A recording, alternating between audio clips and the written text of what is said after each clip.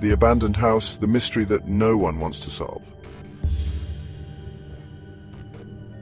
Lucas's initial frightened message, "You won't believe what you found here. If you're watching this, know that you may be the last person to know what happened."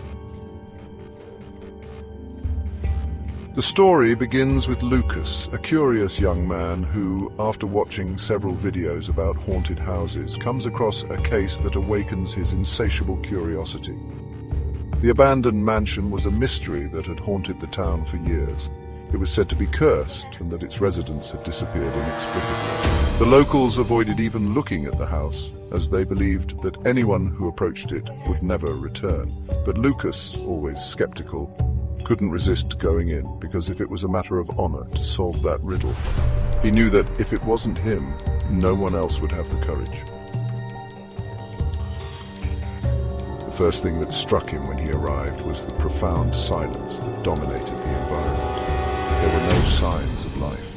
The garden was completely neglected, with dry plants and rotten trees, and the front door, made of rusty iron, was partially ajar, as if inviting him to enter. A feeling of cold enveloped him and his heart raced, but he didn't back away. Instead, he took a deep breath and crossed the house's portal. Inside, the smell of mold and rotting wood invaded his nostrils, and he found himself in front of a dark hallway, where the only sound was that of his own footsteps echoing on the walls. Something inside him warned him, but his curiosity spoke louder. As he explored, Lucas felt that there was something very wrong with the house, as if time had stopped decades ago. He found furniture, dusty blankets, and broken objects that seemed to have been left haphazardly, with a strange sense of abandonment. But that wasn't all. In each room he felt like something was watching him, an invisible presence that made him constantly look over his shoulder.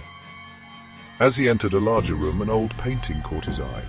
It was a painting of the family that had lived there before they disappeared, but the face of one of the children seemed distorted, as if it were being erased from history.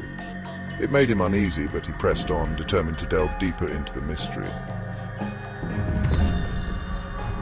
As he explored the second floor, Lucas heard something that made him stop in the middle of the hallway. A sound, low and almost imperceptible, like footsteps coming from an upper floor, which was impossible since the house seemed empty.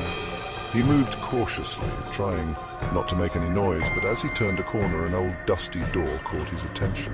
Without thinking twice, he left the rusty doorknob and entered, his heart racing. What he found there was something he never imagined he would see. Ancient symbols engraved on the walls with a peculiar shape that he had never seen before. The atmosphere in the room became denser and heavier, as if something was approaching him.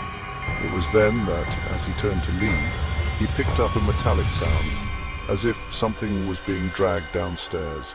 Fear began to take hold of Lucas, but he did not want to give up. His need to understand what was happening in that house drove him forward. He went down the stairs to the basement, the camera swinging in his hands as the sound of his footsteps mixed with the creaks and cracks of the old wood beneath his feet.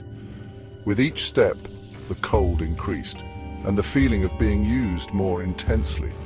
When he reached the bottom, the icy air almost knocked him down. He tried to remain calm, but panic was about to take over.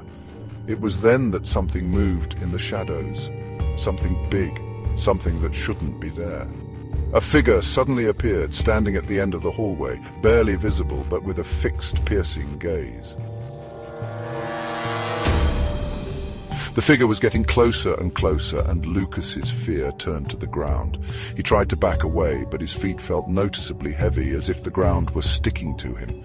The figure moved forward slowly, almost floating, while Lucas's eyes were fixed on it, unable to look away. He turned to run, but before he could reach the stairs, something or other loomed behind him. He said, but the sound was muffled by the pressure in the air. His vision blurred as he was pulled into the darkness of the basement. The camera, still in his hands, recorded the last moments before he fell to the floor, illuminating only a cold, dirty wall. The sound of his breathing grew fainter until it disappeared.